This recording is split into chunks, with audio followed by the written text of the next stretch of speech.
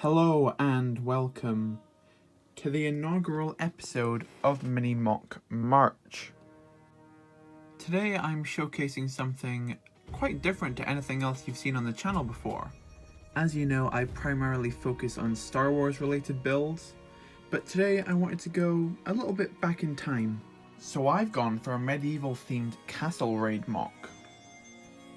It features two main sections, one being the large castle in the back, and then being the sort of forest or farm area in the front. The most prominent section in the front is this small farm area with two small pens, one growing a patch of carrots and behind it a small pig pen. I've tried to create an effect that the carrots are slowly growing over time, with the ones in the back being fully grown, whereas the ones in the front are only just starting, with one sprouting a little bit early. The main colours I've used for this section is dark orange and nougat. That's mainly to contrast with the reddish brown to represent the mud, because I didn't want it all looking too similar. I created the slant of the roof actually utilising a treasure chest piece just to get that angle on, which I think's turned out pretty nicely. And if you look behind, you can even see that the pig's broken through the pen and started eating carrots, which I think is quite a nice little detail. The farmer himself is not very happy, largely due to the knights which are attacking his village. Speaking of those knights, you can see them over here. I've utilised the Series 20 collectible minifigure knights for this one. You can see he's riding a white horse, just again for colour contrast. I think it really stands out instead of just using a brown horse, which would blend in with the ground a bit too much.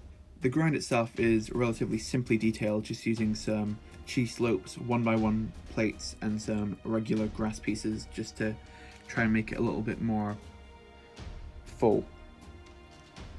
Moving to the left, we see a small container carrying some apples which have fallen from the relatively large apple tree. Again, fairly simply designed, just using some dark brown pieces again just to make it different, and then a small mix of different leaf colours with a couple of apples growing from the bottom. This, again, I've just tried to layer as many pieces on top of each other to try and make it look quite full. And moving it back, you can see that it connects fairly well to the castle drawbridge section over here. Now moving on to the castle itself, we'll start with the drawbridge down here. For detailing, I've used a mixture of reddish brown and nougat tiles and a couple of studs, including some little grills as well, just to fully more detail it. Its only attachment points are actually through these chains, and besides that, if I lift it off the back, you can see it's actually not connected at all and just rests in place down here. And I think the chain gives it that perfect drawbridge angle which you're looking for.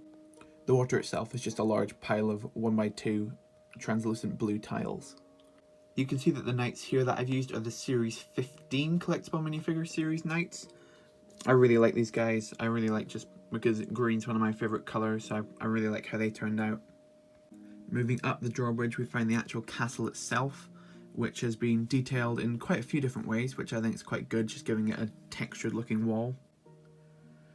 Its look was achieved by using multiple different methods, including 1x2 masonry bricks, 1x2 jumper plates, headlight bricks on their side, 1x1 studs, and a large variety of different leaf and foliage pieces.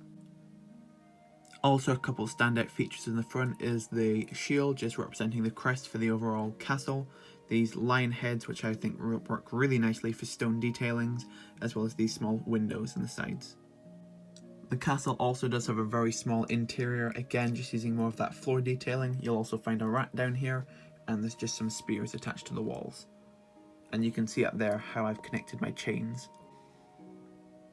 At the very top here, you can see some dark green flags representing this kingdom, as well as the king himself, just a custom figure there using a couple different pieces, and an archer as well.